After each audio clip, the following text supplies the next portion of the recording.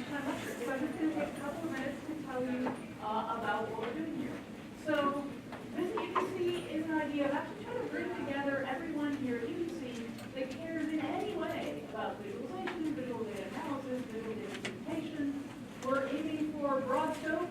Anyone who's interested in both research and teaching contexts across all disciplines, anyone who's interested in visualization of administrative data for university context. These are all things that we want to bring people together, learn more, meet each other. So in particular, we have this theme of helping people take their engagement with visualization to the next level. What does that mean? Well, it depends on who you are and what you've done so far. It might mean going from aspiring to do something to actually starting a concrete project.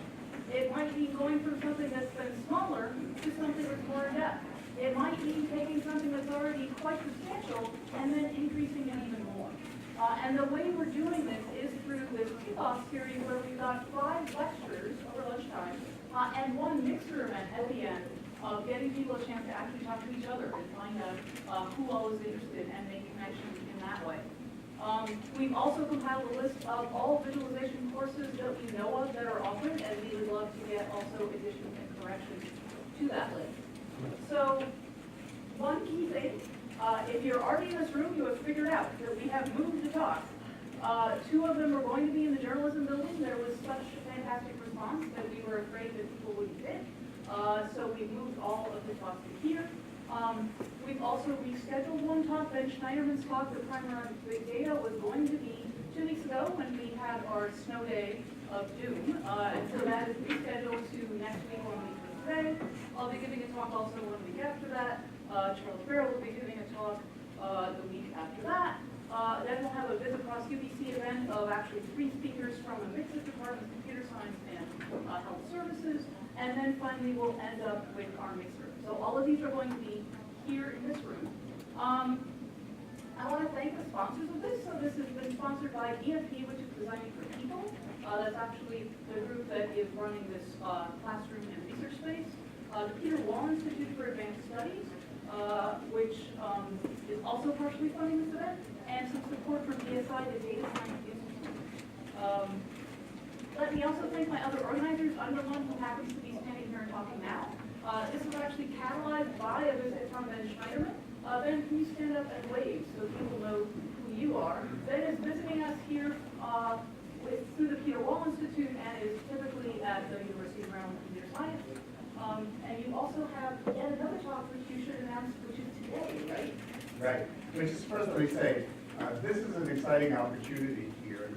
Tamara, who's the esteemed leader in the field of visualization worldwide, to take UBC to become a leader, a national role model in visualization, and a world role model, to show how the addition and the inclusion and the extra effort on visualization improves education, improves research, improves understanding. We have a deep-seated belief in the value of visualization. We want to share that with you and help you see the value for your own work. So that's been the agenda, and that's the Peter Wall effort has brought me here for that. In addition, this afternoon I'm giving a talk about the way to do research, and it's based on the book I wrote called The New ABCs of Research. That will be at 3 p.m. in the adjoining building, the ICIS building, room 288, at 3 p.m. If you can stay, please come join me for that. Thank you. Thanks. And I should mention that one of Ben's influences on this is that he actually organized a similar event at Maryland, and we are stealing from his ideas and trying to adapt that and figure out how to make this work in the UBC context, especially this idea of bringing people together and seeing what happens because of that. I also want to introduce Charles Barrow from the faculty of journalism. You can pop up and say hello. So thanks very much for helping organize this event. And Kenny Ola, who's also in computer science, unfortunately couldn't be here today, but will be here at some of the other events and is having us organize this as well. And the answer to who else might be an organizer is someone else in this room. In fact, maybe somebody else that may well choose to jump in and help, particularly for doing some next phase beyond the spring of seeing where this leads us. So I do want to encourage people to join. By all means, continue coming to the rest of the talks in this series. There are 4 more. Please do sign up on the email list if you want to hear about more things if you're not already on it. It is quite low traffic, just announcements for these events. Just so you know, the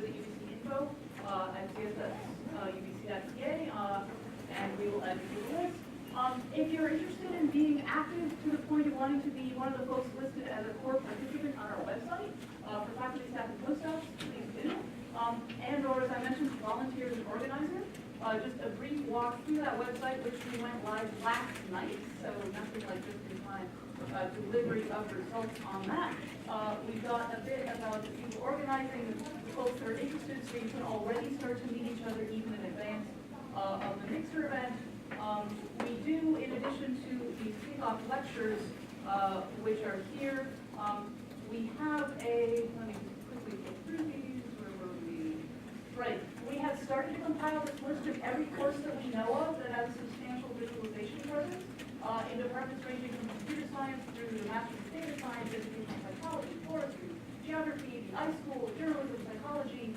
If there's other courses we don't know about, please let us know, because we would like to publicize this to the world, or at least the ABC part of the world, to make sure that everyone is aware of each other's efforts.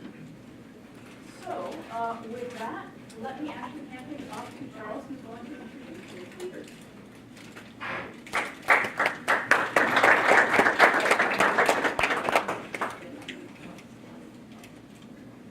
Thanks, Tamara. Yeah, thank you all for coming, first of all.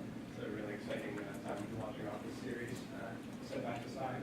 But yeah, as Tamara said, I'm Charles Barrett. I'm an assistant professor in the Department of Journalism. I just have some brief introductory remarks. It's really a great pleasure to be introducing Michael Weaver today, helping to kick off this ABC lecture series.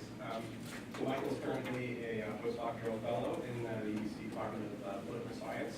But this coming year, he will join the faculty as an assistant professor. It's great news for Michael and great news for UBC.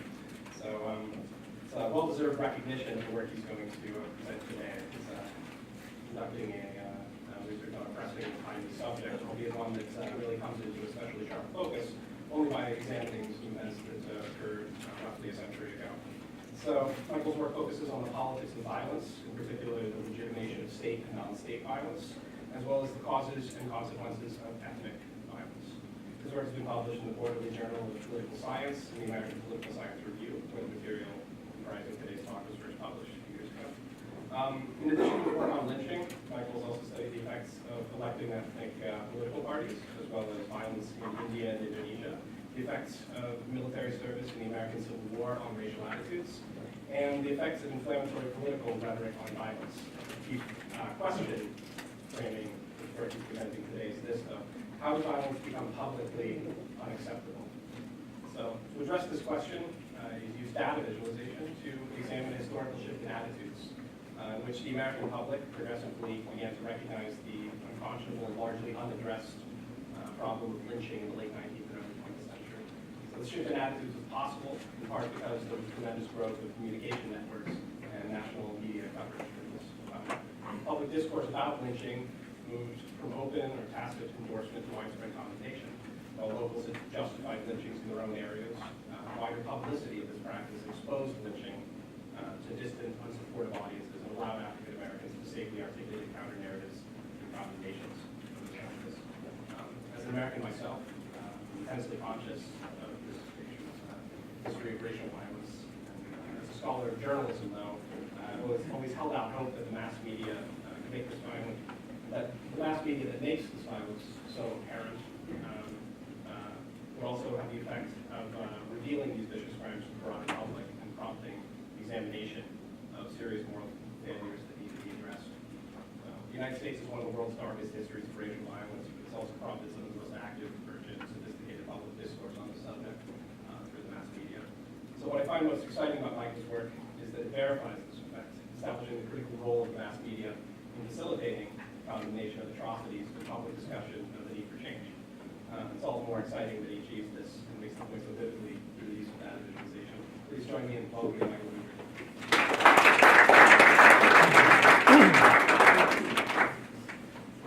So I want to start off by just thanking Charles and Tamara for inviting me to speak to you all today, and thank you all for coming. As Charles said, this work comes out of a recent publication, the American Political Science Review, that examines more or less just talking about basically the effects of transformations in publicity on public discourse and debates about lynching. So this talk is really not a talk about visualization. It's a talk that in many ways sort of uses a lot of visualization. In part, as I'll go through, I'll discuss not just the research, but also the ways in which I've used visualization both to understand the data I'm collecting, how I'm working with it, how to present the results of that analysis to others, and also convey to others what kinds of information I'm actually working with in my analyses. So I'll spend at various points in time a bit more time discussing sort of what is the role of visualization in my work, and what are some of the limitations of visualization I found in my own work that I might hope to improve upon in the future. And also, I know that there are many people from the journalism school who are also attending, so I'll also particularly spend some time talking a bit more about the role of journalists in this story. So this broader project starts off by asking a really big question that kind of comes from a basic intuition. This intuition is that we can observe lots of cases where societies are going to accept some forms of violence or tolerate them while rejecting others. We can think of really obvious instances of this. Sort of historically, things like domestic violence, which is once sort of seen as the prerogative of male heads of households, which has become illegal and unacceptable. Dueling, which was once seen as honorable, becoming illegal and outdated. And today, obviously, there's an ongoing debate, particularly in the United States, about the use of force by police, which was once sort of seen as unquestionable, is now becoming increasingly scrutinized in the public. And so the question I want to address in a broad sense is how violence becomes publicly unacceptable, right? Not necessarily that people are changing their private attitudes, but what changes such that you can't publicly endorse things, that you have to publicly at least say that this is unacceptable and undeniably wrong. And I get at this question by looking at lynching in the United States. So for those of you who are not as familiar with lynching, lynchings, contrary to popular belief, weren't just hangings. They took many different forms, but in general, lynchings were killings of people outside the law for some sort of putative crime or transgression in public in some way. And so these ranged from mass killings and burnings at the stake by thousands of people in broad daylight to small groups of masked men seizing somebody and shooting them in the middle of the night. But they're all sort of unified by the fact that we have some sort of group of people, not an individual, acting as a kind of vigilante to punish some sort of actual crime or alleged crime or transgression. But the vast majority of lynching victims in the United States, over 4,000 is the best estimate that social scientists have. The vast majority were African American. Not all victims were black. Many were also Hispanic, Native American, and Chinese, as well as sometimes also white ethnic minorities as well. What's really important to know about lynching is that while today lynching has a very negative connotation, pretty much undeniably when you hear of lynching, if you're familiar with the term, the connotation is that it's a bad thing. It shouldn't have happened. It was a bad legacy in American history, and it's very shameful. This was not always the case at all. In fact, for much of the history of lynching in the 19th century, lynching for many people actually had a positive connotation. Public figures openly endorsed lynching as a desirable and necessary thing. So Rebecca Felton, who was a leading suffragette in the United States in the 19th and 20th centuries, who was also technically the first US woman senator from Georgia, more or less repeatedly stated that lynching was a necessary thing that had to happen because she believed it was the only way to stop what she thought was a scourge of sexual violence against white women by African American men. Of course, this was purely alleged. William Sullivan, who at the time had been a US senator in Mississippi, bragged to the Washington Post in 1908 of leading a lynch mob, stating he was proud of it, and stated that he would do it again. He was happy to do it and would proudly do the same thing in the future. And perhaps putting the most finest point on it, South Carolina Governor Coleman Blease, when asked whether he would stop lynching if it was decided to be unconstitutional, said that if the Constitution were to step between him and the protection of white women, to hell with the Constitution. There's a lot of public figures, politicians, leading activists who are really openly endorsing lynching as necessary and perhaps more important than perhaps even the rule of law. This was mirrored in the press extensively. Particularly in the Southern press, newspapers would use reports, not only would they, in editorial pages, actually justify lynching explicitly in argumentative terms, but in their news coverage would use language that would demonize the victims of lynchings. They would assume that they were guilty of some terrible crime without ever questioning whether they were perhaps incorrectly identified as a perpetrator, and often valorize and celebrate the mob as a group of the best citizens enacting popular sovereignty, essentially taking democracy into their own hands away from the bureaucratic and fickle court system. This kind of language, even though it mostly originated in the Southern press, actually was then picked up and parroted by much of the Northern press. So you even have newspapers like the New York Times repeating a lot of the same lines repeatedly in the 1880s and 1890s that you might have seen in the Southern press as well. However, between about the 1890s and the 1920s, there's a massive change in public discourse about lynching. What was once seen as acceptable became increasingly challenged and increasingly seen as a shameful and backwards practice that sparked massive criticism nationwide and sometimes internationally as well. What ended up happening is you would see a change in the press discourse where when lynchings would take place, the press would question whether this person actually was guilty of any crime and suspect that perhaps the mob had chosen their victim incorrectly. And more importantly, they began to, rather than valorize and praise the mob, portray them as backwards and drunken, motivated by base motives such as racism or acquisitiveness and trying to steal people's property, and not just turning on the mob, but also turning on local public officials and political leaders and condemning them for failing to do enough to stop violence. So in many cases, local police officers and sheriffs would be condemned for failing to take their duty and actually stop violence from taking place. They would condemn politicians for failing to call out the police quickly enough to take control of the situation. In many cases, this then led local police officials and local legislators and politicians to distance themselves from lynching. They would sort of disavow any association with the lynching, claim that it would be out of their control, and in many cases then took active steps to prevent lynching in the future so that these sort of negative connotations, these criticisms of them and their community would go away. They could avoid being condemned and portrayed negatively and facing public scandal to a national audience. So the question I want to get at is how did this transformation in public norms about lynching take place? And so I'm trying to go quickly over some sort of theoretical arguments I'm going to make. I'm going to sort of skim through that because you're not political scientists. And so what I'll do is sort of talk about why I think publicity plays a really important role here. I'll talk about how publicity played a really important role, particularly in the case of lynching, and there I'll really dwell upon the role played by African-American journalists and activists and really talk about the way in which they tried to use, at the time, media to convey their message and to challenge conventional norms about why lynching was taking place at the time. And then talk about my own use of quote-unquote big data. For those of you who actually use big data, it's not very big, but for historians, it's pretty big. That's why it's in quotes. And then I'll walk through some results, basically statistically showing the results of my analyses. And then conclude talking a bit about the way in which I use visualization in my work, and the role I think I see it playing and being helpful, and some of the limitations I've found using it, as I said before, in this project and in others. So what is the broad argument I want to be talking about here? So the intuition of this argument kind of tries to figure out, well, what kinds of public debates, what kinds of moral assessments are being made about violence, and understand that we can understand that most violence is moral, not in the sense that it's correct, that it's ethically right, but that most people who perpetrate violence think that they're doing the right thing. Most people who do violence aren't thinking I'm the bad guy. They think I'm doing this and I have a right to do it and I ought to be done. And so the question really becomes, given that they think they're doing the right thing, when does the community around them say that, yes, you're correct? When does the community around people who do violence celebrate them, accept their assessment that this violence was correct, and instead of punishing them or shaming them, essentially celebrate or at least tolerate it and let it happen?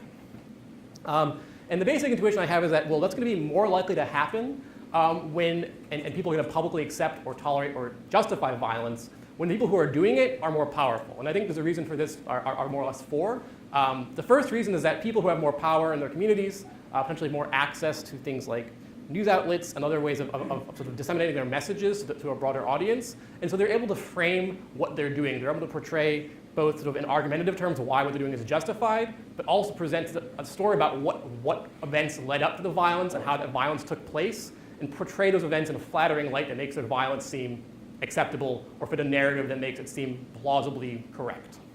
They're also able to then potentially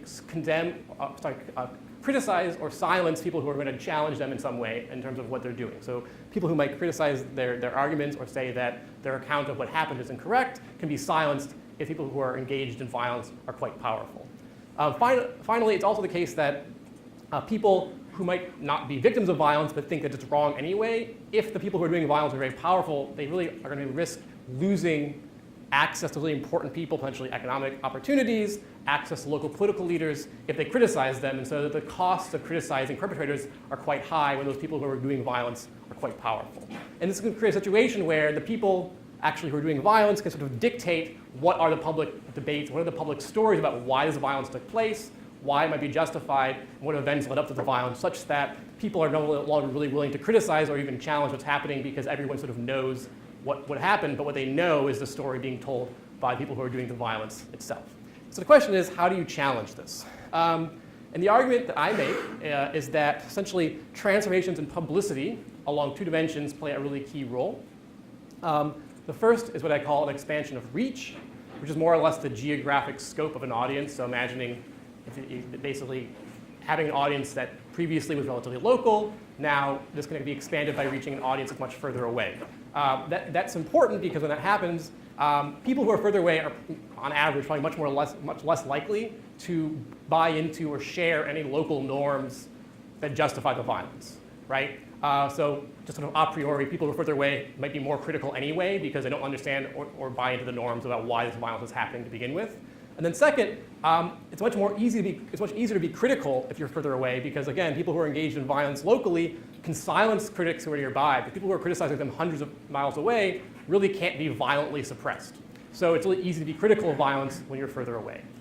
Building on this, it's also important when publicity increases its inclusivity. So this is a different dimension of publicity, which really refers to the idea of including different voices in public debate.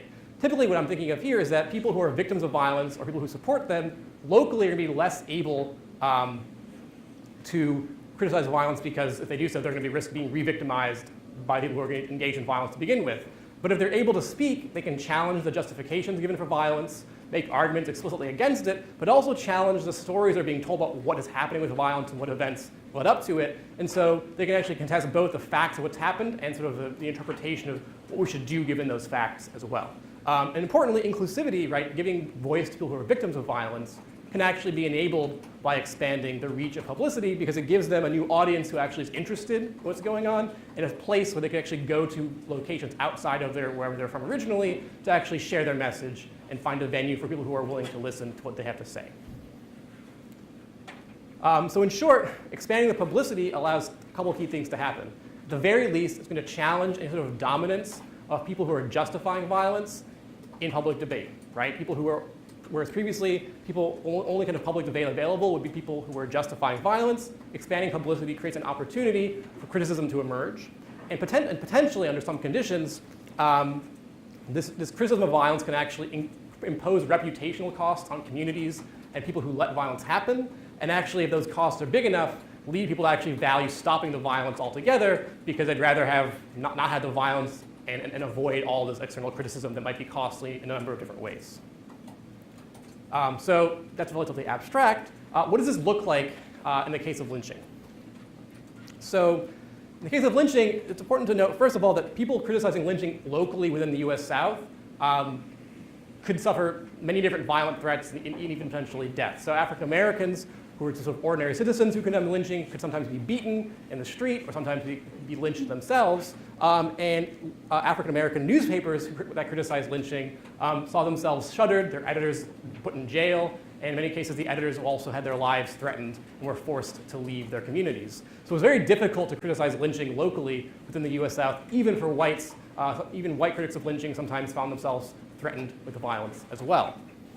So that makes it very difficult to sort of create a local culture, a local change in norms about lynching. However, in the late 19th century, the US was going through a massive transformation in publicity.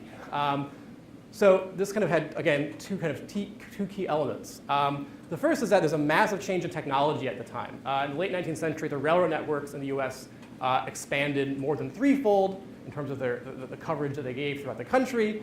During this time, the Telegraph networks, which had technically existed, extended much more broadly, actually more than quintupling during the last 2 or 3 decades of the 19th century. And so we saw this massive change in communication possibilities and the actual access to rapid communication technology, connecting people across the country. This was matched at the same time by growing economic and political integration, right? People are becoming more integrated in markets because they have these tools of transportation and communication, and at the same time, the growth of the federal government also meant that people actually were more politically integrated than ever before. All this means is that during this time, people had on one hand a growing interest what was happening elsewhere because they were sharing economic fates and being affected by the same political institutions, and because of changing technology, actually had the means to find out what's going on around the country. So essentially, right, there's a growing audience further away from local events who could consume news about localities far away across the country. It's a massive increase in reach. At the same time, this reach was actually matched by a growing inclusion of African American voices in public debate, particularly by black activists and the black press.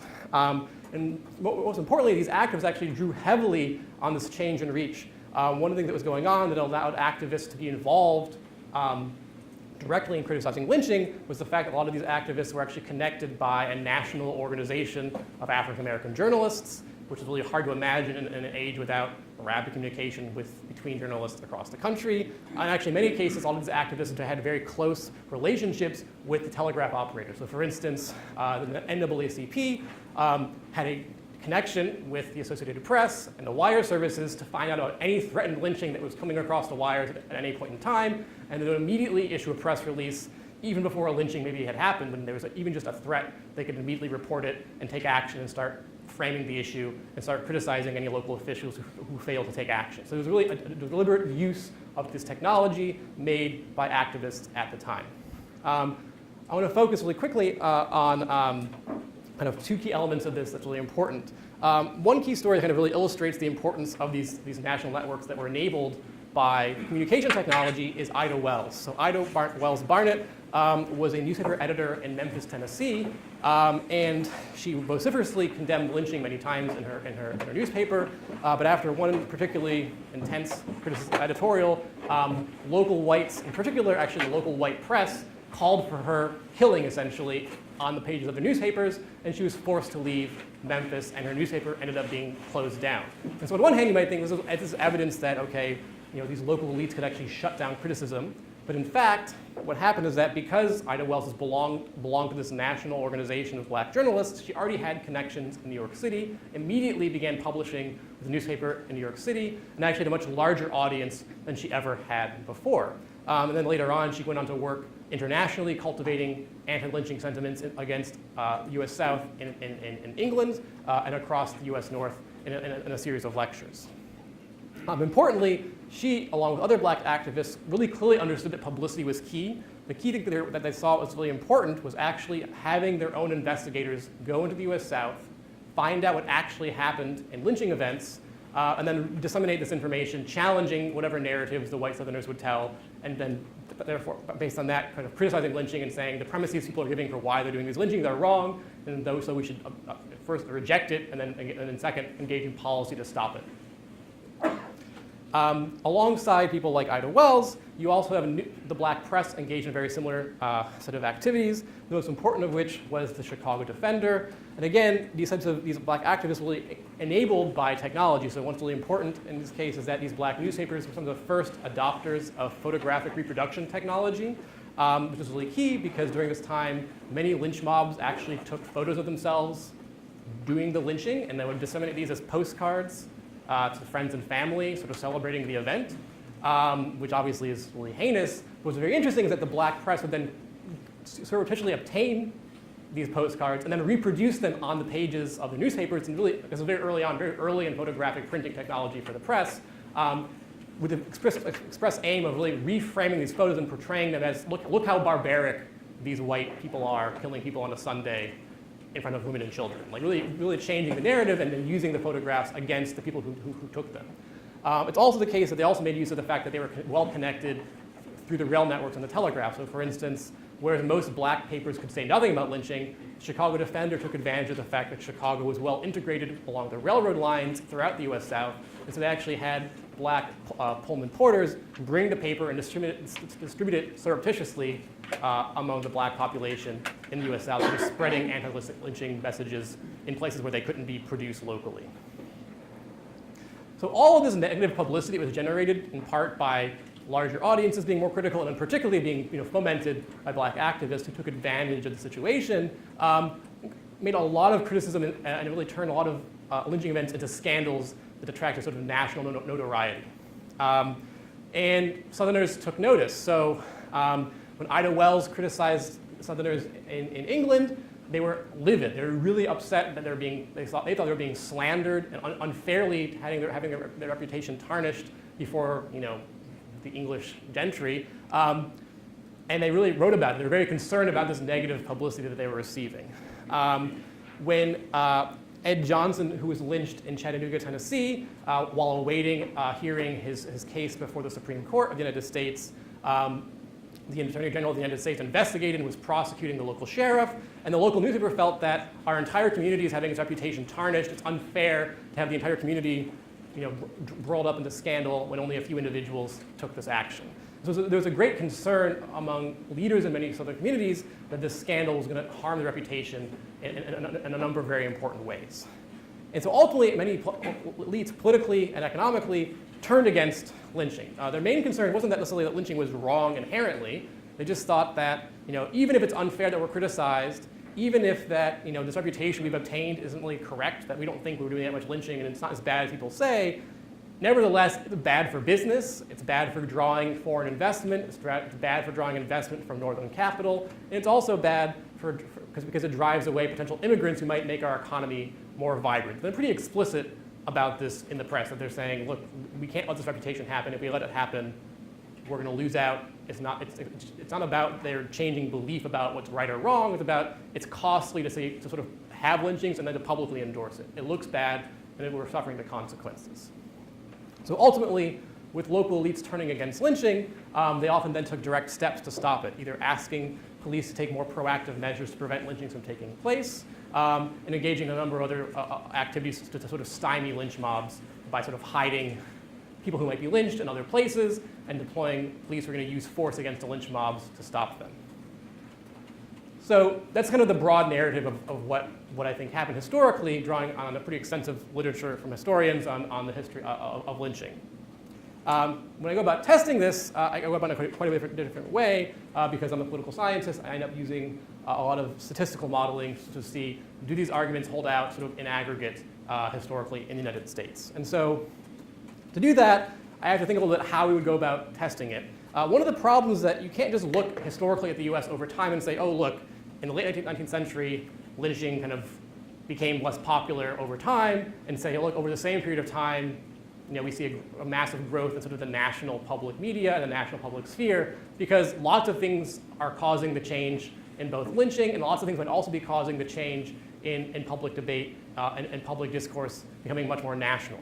And so we can't really look at that because it's also not only caused by many things, but also changing more or less in the same direction over time. Coverage of news and the national scope of public debate is sort of increasing monotonically over this period of time, as is the change in discourse about lynching. So we can't really learn very much just looking aggregate at the entire national public in the United States.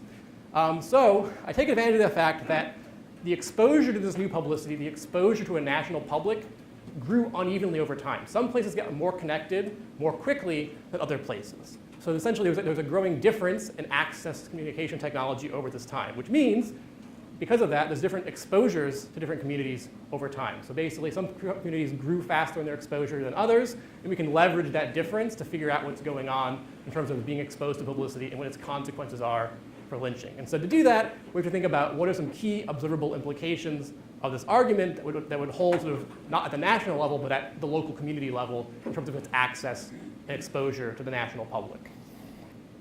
And so I draw out quickly 4 implications of this argument that I look at in this project. The first is that we should see that actually, in fact, being connected to these communication networks actually changes the reach of publicity about lynching. So that, if that's true, we should expect to see at a local level that when lynchings occur, it's much more likely that a newspaper will report about that lynching when the travel times between the lynching event and that newspaper are lower relative to other places at the same distance, right? So holding distance fixed, if newspapers and telegraphs shorten the communication time, the travel time for information, there should be more coverage. I also look at the possibility that lynching is going to be reported more when they take place in places that are very central in the communication network. And so there's more places that information could travel to. When that happens, it's much more likely somebody will catch on it and they'll report it and will become a national story. And if it is the case that then technology or access to communication networks increases the reach or the new audience size for lynching events, right, then we should also expect to see, if I'm correct, that in places that are further away, you're going to see more criticism of lynching, right? And so if that's true, lynching coverage should be more critical the further away you get from lynching events. Essentially, that further away audiences are more critical than local audiences. And so by expanding the reach, right, expanding the audience geographically for lynching events, we're going to be creating more criticism, we're creating the opportunity for more criticism. That all fits together. And then also, in particular, we should expect to see that lynching declines faster in places that has more potential exposure to scandal. Essentially, if you're in a place where you have really strong connections to large newspaper audiences, the chance that there's going to be a national scandal are going to be much higher, and so we should expect that local elites are going to anticipate that and anticipate this risk that they might face, and thus try to prevent lynchings from taking place. So lynching should go away quicker in places with greater risk of scandal. So this is where a lot of the visualization comes in. To kind of get at this project, it involved a massive amount of data collection from a lot of different sources and trying to bring them all together. And a lot of these data sources are both geographic and temporal. And so a lot of the work has been sort of trying to think, how do I both, for my own purposes, see what my data look like? It's not very easy to look at them in a tabular format. It's not very informative. And also, how to sort of convey what I have to others. I could sort of just write a table that says, let me summarize sort of what this data looks like in aggregate, but it would really mask a lot of the variation in space and time what's going on. And so a lot of what I've been working on in terms of visualization is to visualize in space and time how these things I'm looking at change over time and make it available to people I'm presenting this work to. So the first thing I want to talk about is measuring the reach of publicity about lynchings, right? Where is lynching being talked about? So the first visualization here kind of covers that. So this is a map that shows for each point for Lashing is a newspaper report about lynching at a particular place over time. So every time we see a flash, it's some newspaper in some location talking about lynching. And so we can learn a little bit about the distribution. Yeah, I'm going to leave it here for a second because I have a bit to say about it. We can sort of see where lynching is being talked about in the press. There's a couple things that are worth noting about this that are a little bit tricky. So one thing you might see is that, well, look, there's a lot of coverage. And if you look particularly here in Indiana, it looks like Indiana, and particularly you'll see it later, is sort of always talking about lynching.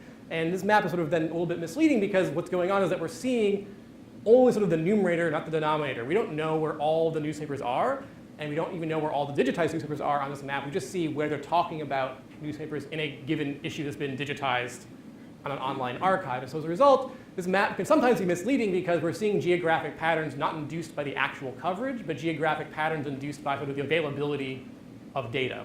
And so in some ways, like this kind of map is very informative for me to see sort of missing gaps in my data on one hand, but nevertheless, despite the fact that there are some sort of biases here that sort of obscure important things about the story, one thing we can see that sort of corresponds to my argument is that we'll see, particularly if we jump a little bit later to the 1890s, as we can see, even if there's sort of this bias of where we see points, and those points don't show us where there's points that could have been, what we are seeing are places where, or points in time where the entire country simultaneously lights up, right? Which is going to correspond to a case where, right, as you just saw, clearly there's a national conversation being induced about lynching, and that's only really possible when you have, one event taking place and then rapidly being disseminated as news across the country. Only when you have one particular event that's then connected to a large national network can you actually have a simultaneous attention drawn to lynching and make that community the subject of national scorn and national notoriety. So just to clarify, also what we're seeing is different levels of population and different numbers of newspapers and different willingness to write about it.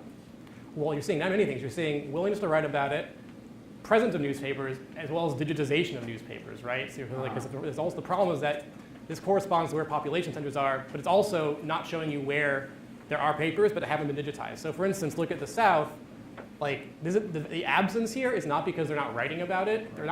The absence here is because essentially southern states haven't spent the money to digitize their library archives in the same rate at which other states have done so. So it's like, this is a problem. I'll show you in a minute that there's some gaps here. And so on one hand, like this is helpful, but at the same time, like I actually can't use this analytically because of these sort of gaps in the process that generates what we visualize here. And I mean, you could visualize, I guess, the absence, but it's kind of tricky.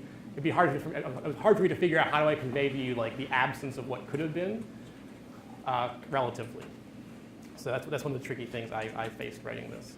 And is that swing down in the 40s and 50s? Well, again, so that the coverage, I mean, yeah, it does in some sense because there are fewer lynching events, right? So this goes, well, the problem is that I can show you what it looks like in the 1930s. Yeah.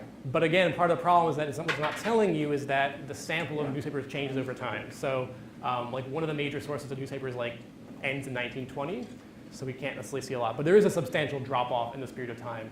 And in fact, much of the coverage here, because lynching is so infrequent, actually is probably focused less around lynching events as it is about national debates about trying to pass anti-lynching laws in Congress. So you actually see a switch over time.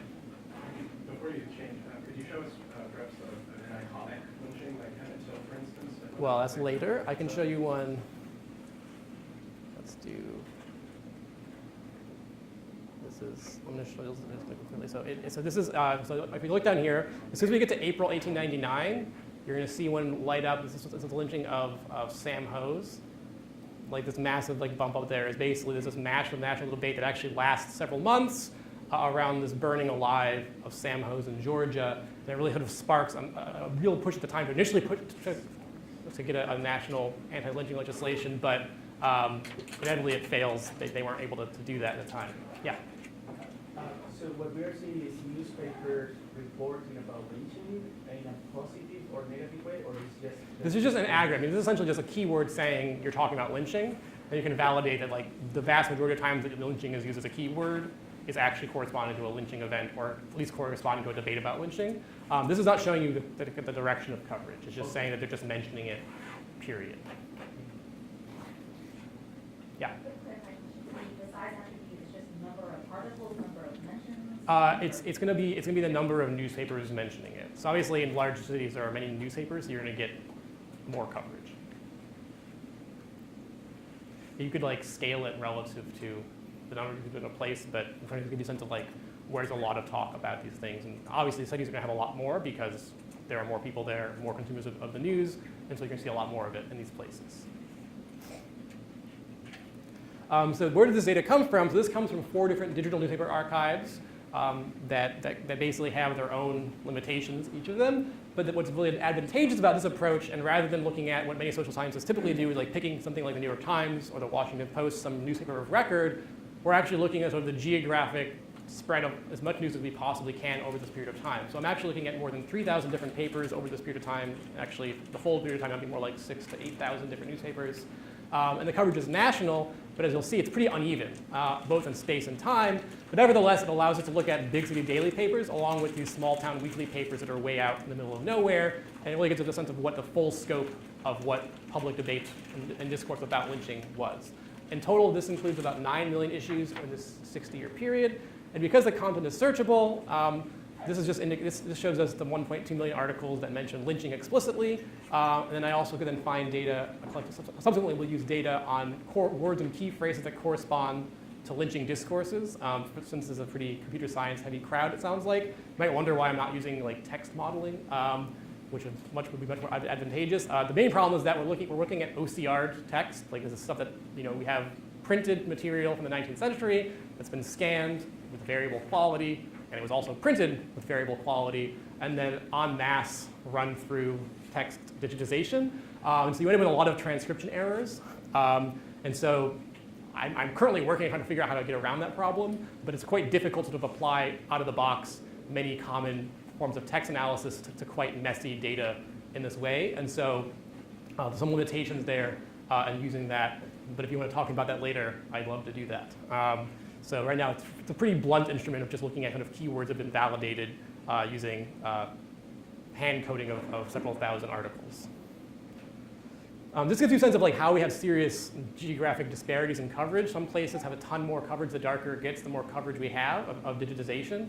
So places like Utah, for some reason, the Mormons want to digitize their papers a lot. Indiana, other places have pretty small rates of digitization relative to others. So we have a problem here where we can't just look at the map because we don't know what the denominator is. This shows us here that the denominators vary considerably, sort of where there is coverage in this map is different across different states. It's not like we're missing sort of newspapers at random geographically or non-randomly missing newspapers across space. I also have data on communication networks. So this map shows you the travel time. I don't have data for Vancouver, so it's the travel time between Seattle and the rest of the country. When it's blue, it's very short. When it's much redder, it's much longer. And this shows you the travel time via railroad in 1880 between counties. And we can see by 1900, this travel time drops rapidly, and it drops a lot along the transcontinental railroads in particular. And we can sort of say, well, what do we learn then about not this, Seattle, which is nearby, but what about places sort of maybe, rural Louisiana? And we can do that in Indiana, and we can see that, sorry, not Indiana, in Louisiana. We can see here that, again, in some places in the US South, there are sort of really short travel times to places close by, but it's much further and much longer for places that are further away in 1880. But by 1900, right, we can sort of see that this changes dramatically. Travel times drop, and a lot of times we see that these are following, obviously, the railroad lines that make it much quicker to travel and to share information. And so it's a little bit imperfect because we're sort of working at the level of counties, but we can really sort of see here how the networks are changing over time and really understand that this is a pretty drastic transformation in really a short period of time. There were railroads prior to 1880, but the shift between 1880 and 1900 is still quite a substantive shift, really more than tripling the mileage of railroads in this time, and it really brought the country much closer together. The data that I used to build this comes from somebody else, and they collect basically the construction of railroad lines for every year between 1880 and 1900, and we turn that into a network of counties because it's computationally a lot easier to compute travel times when you're not making very, very large matrices. And so this allows us to compute travel times, but also the centrality of counties within railroad networks. And also importantly, railroads are a very good proxy for telegraphs, in particular because almost all railroads had telegraph lines along them simply for their own function, but they needed telegraph lines to make sure that signals were operating, that people weren't going to crash into each other in trains. And then at the same time, because they already had the right of way along these routes, telegraph companies like Western Union use them as well. So the vast majority of telegraph lines ran along railroad lines, and so being central in the railroad network corresponds to also being relatively central in the telegraph network. One thing that I haven't shown you that I'm currently working on with the collaborators, we're actually collecting data not just on lines, but actual stations for both the railroad and then offices for the telegraph network in the US, Canada, and Mexico for as many years as we can in the same period of time. This is a different source of data which actually allows us to map over time who has access to telegraph, who has access directly to the railroad lines, and not just has access, but we learn more about the actual services. So for telegraph, we would know what is the actual rates you have to pay. These actually are quite different across regions, and telegraph we think of as being the first sort of instantaneous form of communication that was available to the masses. But in many ways, actually, it was quite expensive. So knowing the prices could tell you how much could you actually use a telegraph to communicate. Similarly, with the railroads, we'll find out what railroad companies are operating. So that actually tells you a lot more about, okay, how likely is it you're actually able to travel from point A to point B. If you're actually served by the same company, it's a lot easier to travel than it is from changing lines and changing railroad operators. It can tell us a lot more about what's going on in terms of communication and travel in this period of time. Just to kind of show you that, this is a map in 1910 of railroad stations in the United States, given from a list that was basically used by travel agents at the time to sort of book travel between places. So we have a list of all railroad companies, and with this map, I can sort of just click on a town, and we'll highlight the rest of the towns connected on that railroad. And if I want to, I could go find other railroads and highlight all the communities connected there. Just to give you a sense of, like, we can see, okay, how are these communities connected along these lines? One thing you might notice is that there are some errors here. This is because we're talking about, there's about 100,000 place names, and not all of them have been geocoded correctly by Google. We're talking about place names in 1910. They're not all perfect, but broadly speaking, we can see where these companies are operating railroad lines at the time, and we can see which communities are directly connected along these routes maintained by different rail companies. I also work with data on lynching events. I use sources collected by sociologists and activists at the time, which in this period of time corresponds to about 4,000 events that were reported. Some of them may not have actually been lynchings technically, but we include them anyway. And because we were interested in coverage, not the incidence of lynching. And so if somebody's reporting a lynching, we want to know that that reporting is also widely spread as well. I don't have much to visualize here, but I want to jump into my discussion of the results of my analyses. So, as I recall, I told you that there were 4 key implications of my argument. The first have to do with how access to these communication networks actually determine the coverage of lynching in the press. And so we should expect to see that as travel times decrease, coverages increase, and as places are more central in the communication networks, coverage increases. What we see here, I'm not going to show you like the full models. I'm going to sort of save you from seeing the regression equations I estimate. But essentially what we see is that travel time, as it decreases, we're going to see that coverage rates increase on average pretty substantially, which is not that surprising. And also what we see here is that as centrality in railroad networks increases, coverage rates increase as well. So basically compared to what we're seeing here is that as you have increasing between the centrality, right, the estimated effect of that is greater than 0. We see greater coverage with greater centrality in communication networks. And even if we don't force it to be linear and look at different deciles of network centrality, we see that relative to sort of a baseline, the bottom decile, increasing from the 7th, 8th, 9th, and 10th deciles of between-us network centrality increases coverage rates as well. We also find that if that's true, we should see that greater reach actually produces more criticism. And so we should see that coverage that's further away is more critical. And so using these keywords that correspond to pro-lynching discourse and anti-lynching discourse, sort of taking the difference between those, sort of an anti minus pro-lynching coverage, on average, what we see is that the average of that across coverage increases as you go further away from lynching events. Importantly, right, the scale here might be sort of not hard to interpret. Like this is something in standard deviations. It seems very small, very close to lynching. It's a negative 0.025 standard deviations to about 1,000 miles away. It's 0.025 standard deviations. The scale is a little bit confusing. And sort of intuitively, what's actually going on here is that moving from about right next to lynching to about 1,000 miles away, it's about half the difference in the level of criticism as going from a white newspaper to a black newspaper. So at the time, historically, most black papers were intensely critical of lynching for obvious reasons.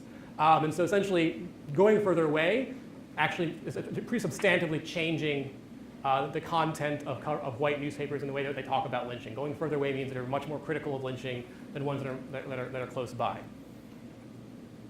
I'm sorry, I really don't understand. You say more critical if you go further away? Yeah.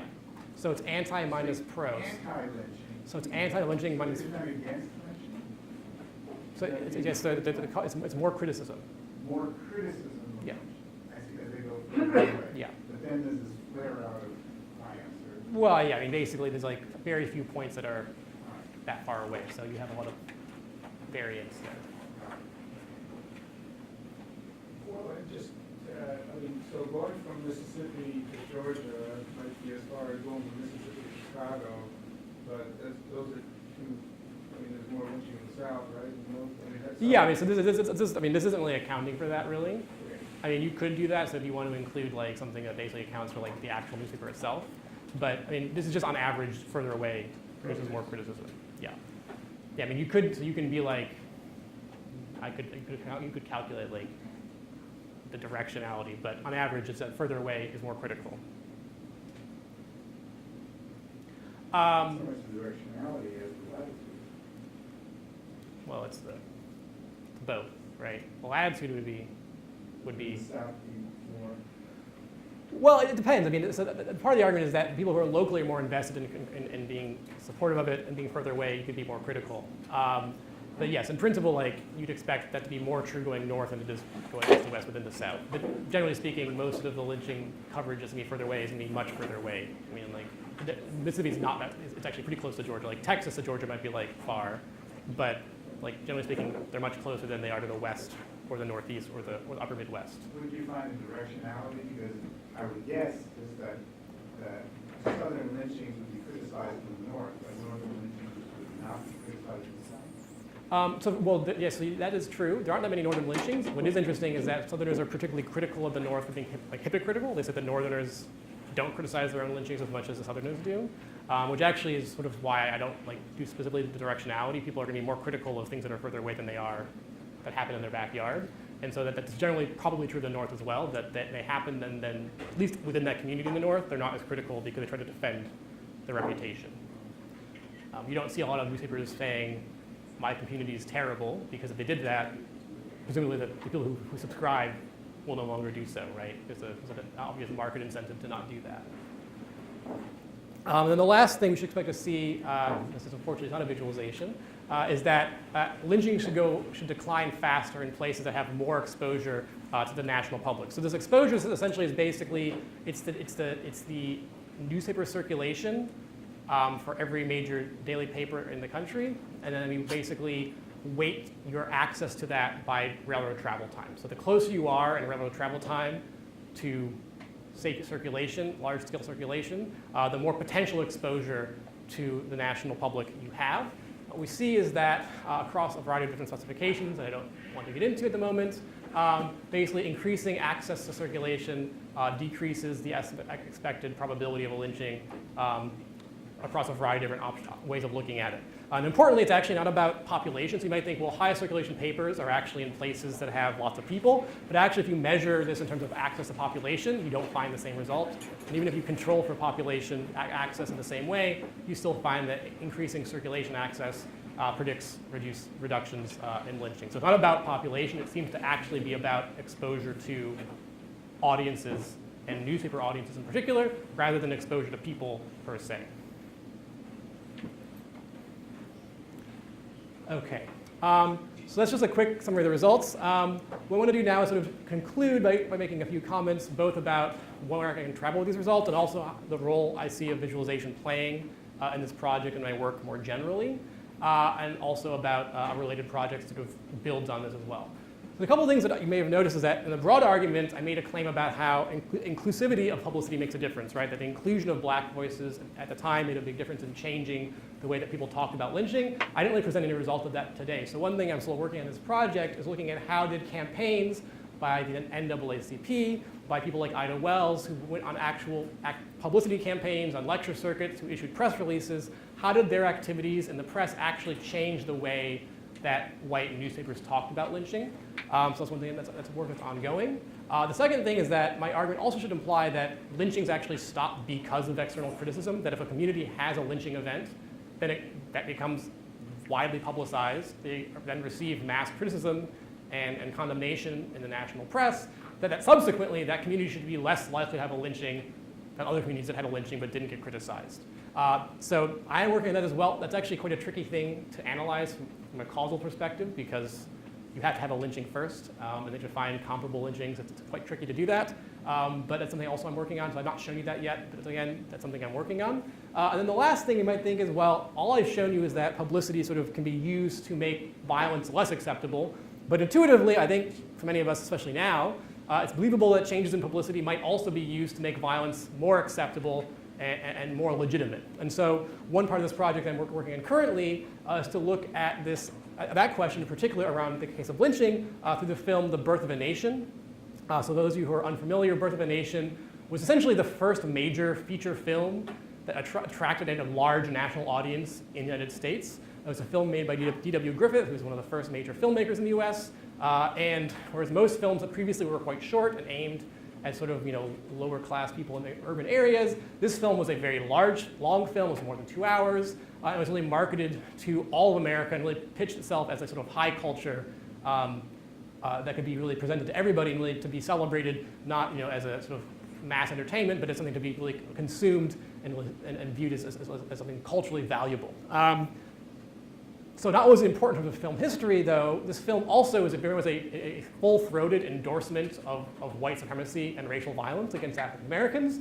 It justifies the use of violence against African Americans explicitly throughout the film, and also more or less questions and says it was incorrect for the US government to extend civil rights and political rights to African Americans at the end of the US Civil War. So it's a very strong endorsement of many of the similar types of arguments that were made in favor of lynching, particularly arguing that essentially giving political rights to African Americans actually led to an increase in sexual violence against white women by black men. Is a claim that the film more or less readdresses and reiterates. And that claim was used again and again by people who defended lynching as a justification for lynching. So this is a case where a film gets released to mass audiences that more or less endorses lynching in a very strong way. And it's also taking the form of a very new medium, film, that people haven't seen before. So it really wasn't like seeing a movie today. This is a very major event in people's lives to kind of come see the first film they've ever seen.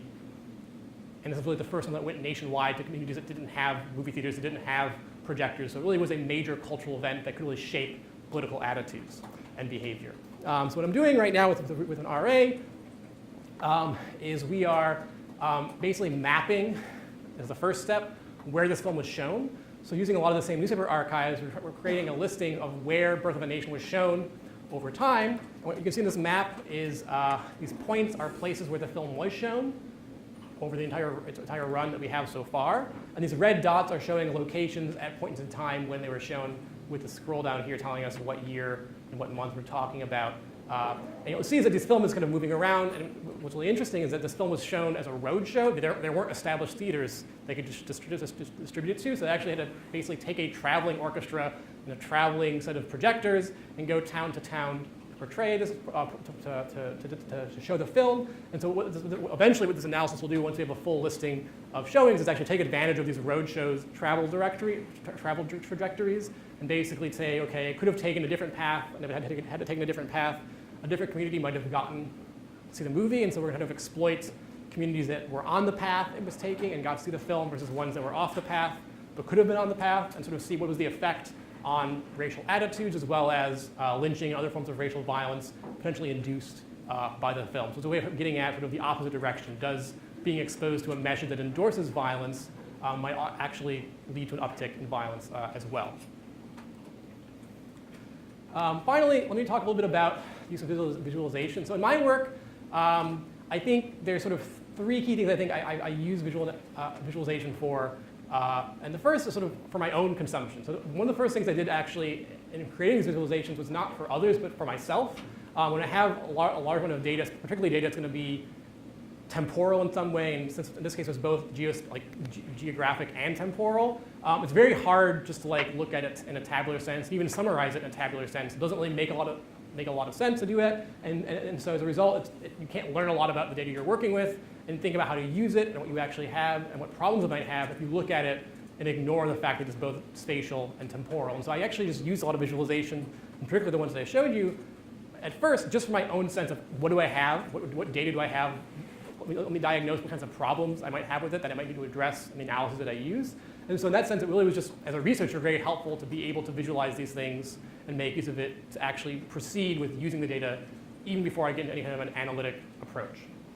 The second thing that I use visualization for is sort of preliminary analysis, not to actually complete the analytical work that I'm doing, but as you saw with the case of the mapping of newspaper coverage over time of lynching, it does help me to sort of verify, okay, if I'm seeing that there is in fact instances where there's nationwide coverage of particular lynching events that is sort of sparking national attention simultaneously, that is sort of corresponding to my argument in certain ways. But the problem, as I talked about, is that these types of approaches visually ran into trouble. And I think one of the things I would like to figure out to do in the future, in particular, is thinking about, okay, are there ways of moving beyond sort of using this in a preliminary way, but to actually try to find a way to visualize the same thing, but sort of reducing the biases induced by different rates of coverage, different rates of digitization, different geographic patterns of settlement, finding a way to sort of still convey the same information, but actually also visually convey, the elements that are currently missing in the visualizations that I showed you thus far.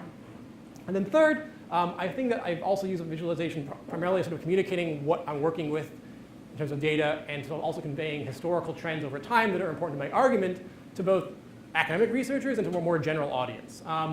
What I found is that within my own field, they're a lot less receptive to visualization. They're sort of like, that's fun, I like to use it for that reason, but other than that, they don't really think it adds a lot substantively.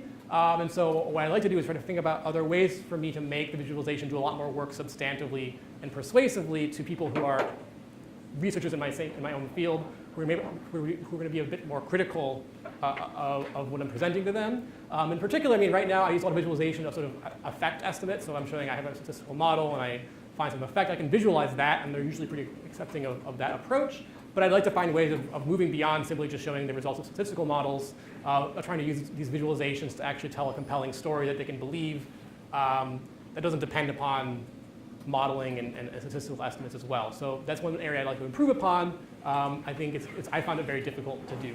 But I've also, as you note, obviously I'm using this also to communicate these ideas to audiences who are just unfamiliar with a specific area of study. And so part of what I'm trying to do is just convey key parts of my argument historically in a visual way, and I found that to be much more easily done. Obviously, I'm not breaking new ground there at all. So what's really interesting to me is figuring out how can I use the same tools more effectively to make these arguments to people in my own field. And I think the biggest area of improvement for me is that, and particularly in economics and political science, is a really strong emphasis on showing causality. And so what I'd like to think about doing is how can I use these visualization tools to at least, if not show causality in a better way, at least visualize potential threats to making causal inferences from the visual data in a better way. In some way, finding a way to sort of highlight, okay, what allows us to infer causality here or not, or what prevents us from doing that or not. Finding a way to sort of include those visually would be very helpful, I think, because that's really the main concern right now of many of my colleagues in political science, economics, and sociology, that they want to be able to make a causal claim and demonstrate that. And visual tools I find are very difficult to do that with. So that's one of the biggest areas I think for improvement, at least for me in that regard. Finally, I want to conclude with what this argument might say substantively in a more general sense. I think the big question, obviously going back to the issue of police violence in the US, is does the same process of publicity that I talk about work to sort of change norms about violence perpetrated by the state? So in the case of lynching, these are people outside the government who are doing violence. So the question is, can we actually use the same forms of publicity, or will they actually have the same effects where people are criticizing what the police are doing? So if you think about people like Black Lives Matter, who are using Twitter and various forms of social media to sort of condemn police violence and violence in the criminal justice system, it sounds very similar to a lot of the ways in which black activists in the time I'm talking about were using new forms of media to criticize lynching. But a big question is, does it actually work in the same way now? And I think I'm willing to talk more about this in a Q&A. I think there's several reasons why probably it won't be the same. One of the key differences is the fact that it's the state doing it. The state can claim to be legitimate in a way that people who are outside the law cannot. But nevertheless, one of the things I want to highlight is that thinking about publicity in general might be helpful in understanding, if not making an argument about that publicity will always lead to criticism of violence and making violence illegitimate, at least it will help us better understand how publicity might produce either greater legitimation of violence or delegitimation of violence. It can help us maybe understand these processes in both directions. And on a note, I want to highlight the way in which the history of the anti-lynching movement might sort of put a damper on our expectations for things like Black Lives Matter and their efficacy. So I want to highlight that, obviously at the beginning I mentioned that lynching has a very negative connotation today. And what's really key is to note that that does mean that the anti-lynching movement was to an extent successful in transforming norms, right? People did actually change their view of what lynching was and how acceptable it was. But one of the limitations is that how did that actually change, right? At the time, in 1900 and 1910, there were activists who were saying lynching is a problem because it's part of a system of racial violence that includes the police, that includes the courts, that includes segregation laws, that are all part of a racial structure that's keeping African Americans as second-class citizens, or even worse. And so lynching is wrong for that reason. That argument was already being made by activists at the time. Obviously, the white public was in no way interested in that argument and did not find it very persuasive. And so the kind of argument against lynching at the time that was very persuasive was an argument that lynching was a problem of law and order. It was a problem because it was acting outside the state, and the state is the only legitimate actor that can engage in punitive violence. And so that was a very effective argument, and in many ways it was a way to actually get the government to step in to stop lynchings of African Americans. There's several problems that emerged in adopting that line of argumentation, and the main problems are, first, that once people accepted that, it was very easy for many Southerners to say, well, if lynching is a problem of law and order, the answer is to get more of that violence inside the state. So they proposed things like basically reducing trial times, removing protections for defendants in criminal court cases, with the idea that if we make it easier to convict and execute people legally, lynchings will go away, which isn't necessarily the lesson you want to learn. And the other big problem is that even at the time in the 1930s and 1940s, most people came to think that lynching was unacceptable. Like public opinion polls at the time showed that it became widely supported to approve some kind of anti-lynching measure by the US Congress, even though it failed. That support for anti-lynching, because it was conditioned on law and order, could actually be turned against civil rights later. So in the 1950s and 1960s, when you have civil rights activists engaged in civil disobedience, what you see is a use of the same rhetoric of law and order by racial conservatives who are trying to then pass laws to criminalize many more actions to basically turn the criminal code against civil rights activists and lock them up. And actually, what other research has shown, not my own, has shown that sort of this effort to stem the tide of civil rights activism by drawing on criminal justice and arguing that civil rights activists are challenging law and order actually built the cornerstone of what became the policies that have led to mass incarceration today. So sort of the reemergence of a racialized criminal justice system in the United States was really built upon people using the exact same rhetoric that anti-lynching activists were using about law and order. And so it's sort of a two-faced nature to a lot of these debates. So as a result, like we can't conclude easily that these norm changes are always positive. Like at the end of the story, yes, lynching became unacceptable, but the same norms that were changing were adopted by people who are trying to prevent racial equality. And so with that, I'll conclude and say thank you.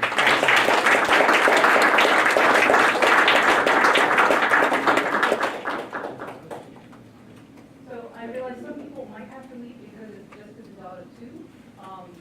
So those who do have to leave for the meeting will do so. But this room, I believe, that room is available for bid if you do want to have it.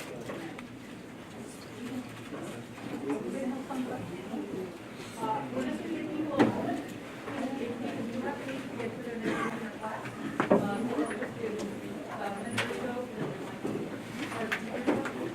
And then for those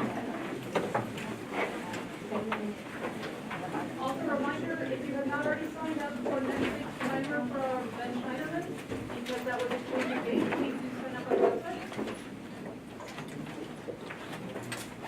Okay, I think we're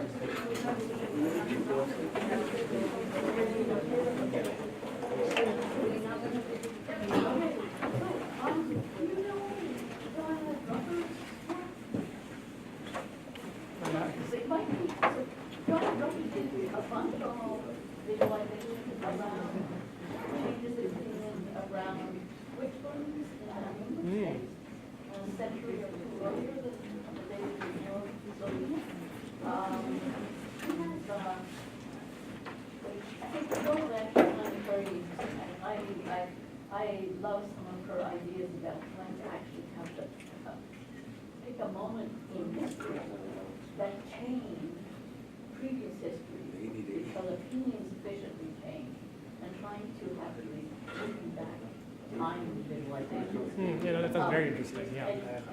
Yeah, so she's very interesting. She's very articulate. She's a historian.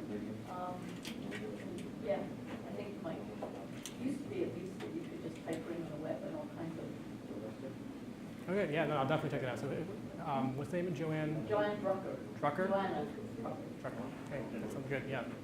Actually, I think the argument I'm looking at could be interestingly applied to cases of like other things, not just racial violence. So I think it would be interesting. I think like which burnings is one thing you could look at the same process to think if it's something else, something similar is going on. Yeah, I think like it'd be very interesting to think about both technically like the visualization process, but I think it'd be very interesting to see substantively if there's an overlap as well. Yeah, because there were a lot of stuff about how when lots of wind burnings were happening, people were very positive about them and about how, they were improving quality of life in the community by getting rid of people who were addicted and stuff. So, yeah, grim stuff. Other questions? So you chose to show some of the visual analyses, mainly geographic changes.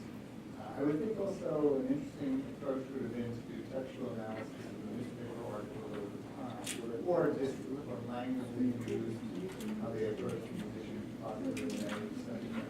Yeah, I mean, so, well, I mean, so that's what I was saying. I mean, so probably what I'm showing you like the change in like across distances. I'm showing that to you over time, and so you can plot that as well. I mean, what you see is there's a shift over time, and the problem is that, like, as I said, ideally when I started this project, my hope was to say, okay, I can actually get all this text and then I can actually model this in a much more sophisticated way to kind of capture these things beyond keywords. So I have all the text. It's just been tricky to find a way to like actually do this, in part because oftentimes the text, they give you like a full page of text, right? So you have like, not a whole page is about lynching, so you have a lot of not only errors in the transcription, but also a lot of noise. And so I found that like, at a very preliminary level, like using it just like that, it's just so much noise you can't learn a whole lot. But like ideally, yeah, what I'd like to do is find some way to actually find a much more sophisticated way of mapping like knowledge of what they're talking about onto the keywords, and then actually map that spatially and temporally. What I can tell you is that temporally, using the same keyword metric, you basically see a major shift that more or less peaks around 1910, 1920, and then it will just plateau. So the big shift takes place in the first 20 years. As we were coming to this topic, you've given us some textual analysis, some spatial analysis. Temporal analysis would help to see that episode, when did lynching start? We started 4,000 lynchings. Did it peak in 1910, or did it peter out? I mean, the shape of the curve of the number of lynchings. Yeah. So yeah, I mean, basically it peaked in 1900, but it's hard because what counts as a lynching changed over time. So I started in 1880 because that's when sociologists had collected a pretty authoritative set of data. But the problem is that prior to 1880, what gets called a lynching, like, is a kind of a politically motivated thing. Yeah, so that becomes a difficult thing to actually measure. You're going to make that decision and right. then present to us and say, here's the trajectory of this. And then the natural thing would be to tie that timeline to other events in the national discourse, whether it was elections, key figures, speakers, other written pieces, or you made one case which was the film. So I'm looking to see how other events relate to the trajectory of lynchings.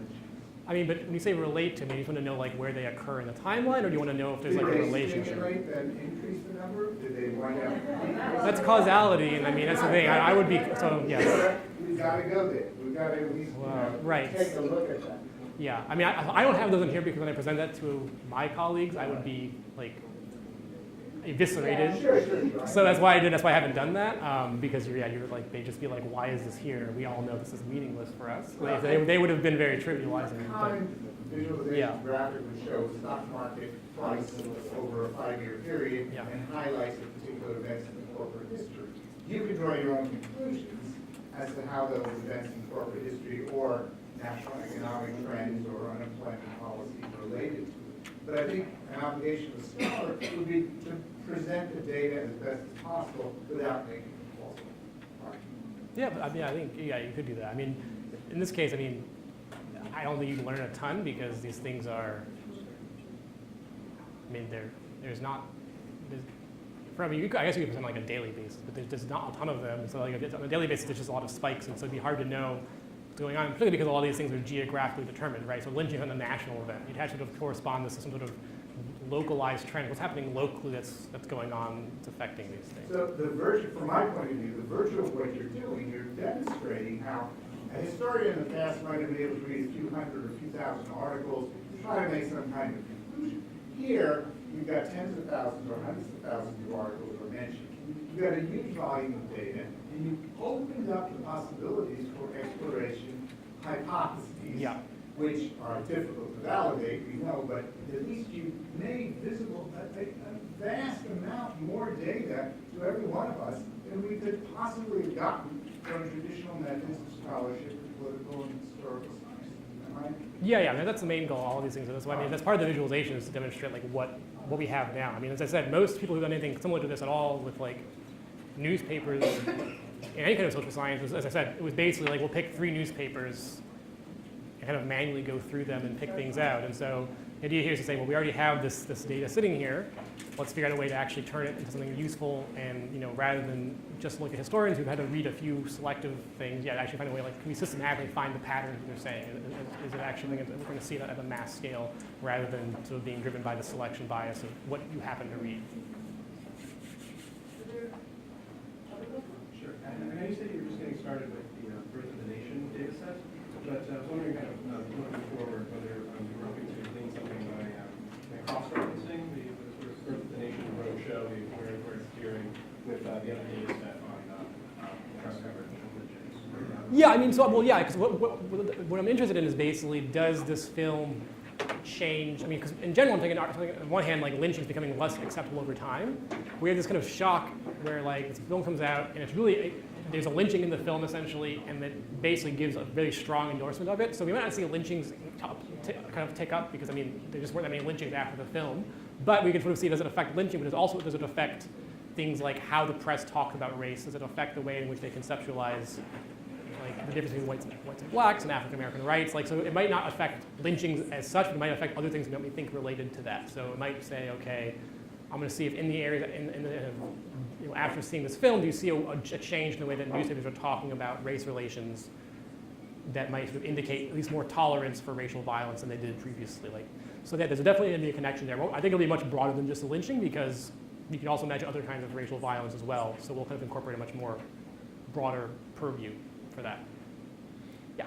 This is a non-visualization question, more just about your data, but so media can be seen both as like a reflection of society and an influence of society, right? And we sort of touched upon both. I'm wondering if you tease that out at all, because you mentioned instances where like, okay, well the media is publicizing, these events, so therefore public opinion is becoming different, but you also, mentioned both the publication of this event. I know you can never, I'm just curious if you explore that. Yeah, well, it's just hard because, I mean, essentially there's no other kinds of public opinion information Right. in the United States prior to like the 1930s. Yeah. And so that's like, at that point, like lynching is basically stopped. And what we know from the surveys at that point in time is that people were like, mostly thought it was a bad thing. So yeah, it's kind of hard. I mean, what I think is going on is I think it's key. So what I'm trying to make no claim about is that I don't know if media coverage is fundamentally changing what people are thinking, let's say in the North or outside the South. It's just hard to know that. What is key is that regardless of whatever's going on, it's clear that people where lynchings are taking place are become increasingly concerned about how they're being talked about. Right. And so that's I think that's key for me is that like even if I can't know whether they're changing their minds internally, we at least can know that the change, the way that the media is talking about it, makes people concerned about like I might be bearing costs. Right. Right. Well, I feel like the question is very timely. Like it's come up like in terms of the Me Too movement and stuff like that, right? In terms of all the publication is getting and stuff like that. So, well, yeah, well, that's what I think it's an interesting application for like, finding a way to visualize that. Impossible, but well, it's hard. Yeah, it's hard to think about. That's what and I think there's a very natural connection to the Me Too movement. I think one of the difficulties and what's very different here, I mean, this idea about people sort of suffering reputational costs for doing these things and it going away it's not my new idea. People have kind of talked about this before. What's interesting here is that it seems to be the case that in lynching it kind of works, but I think what we can learn from that is that it doesn't work everywhere. And I think why it works in lynching is partially the spatial dimension, right? It works because there are people outside of where it's happening, where it's like Me Too, that's not. It's like there are men everywhere, so it can happen everywhere, and so it's kind of it's not like you could sort of everyone else can sanction it. You kind of have people who might be tolerant or supportive of it everywhere. And I think the spatial dimension here makes it possible, where in other cases it might not. That's one of the key intuitions I have. I think, for instance, like if you were also to think about, I think as I said with police violence today, a lot more people are going to be willing to support what the police are doing in a lot of places. It's not like the police are like in one place engaged in police brutality. In fact, it happens in a lot of different places, and there's a lot of different constituencies in most communities that are willing to support that. They think that the police are correct in some way, and so it's not like you can sort of have one community being subject to everybody else's scrutiny. It seems like actually you have a dimension where there's actually some support for this kind of everywhere, and so I think it changes the dynamic a bit. And so what I think I say here wouldn't necessarily translate very well to that context because I think it is different.